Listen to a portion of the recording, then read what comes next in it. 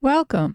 In this video, we are going to take a look at problem 24 from chapter 29 of College Physics 2E by OpenStax. In this problem, we need to do the unit conversions to show that H times C is 1240 electron volts times nanometers. Okay, so let's just start right out with it. So H times C, so H is Planck's constant. It is 6.626 times 10 to the minus 34 joules times seconds.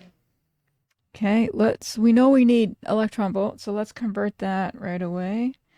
And so in 1 electron volt, there are 1.60 times 10 to the minus 19 joules. Okay, so that takes care of our joules. Okay, now we also need to multiply by c, the speed of light. That is 3.00 times 10 to the 8 meters per second.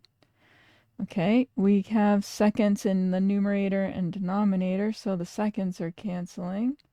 And now we need to change the meters into nanometers. And there are 10 to the 9 nanometers for every meter. And now we see our meters are canceled. And we have electron volts times nanometers. I did that calculation and I got 1242 electron volts times nanometers. And so to 3 sig figs, that is the 1240 electron volts times nanometers. And that's what we needed to show. I hope you found that helpful. Let me know in the comment section if you have any questions. Thank you for watching, and I'll see you in the next one.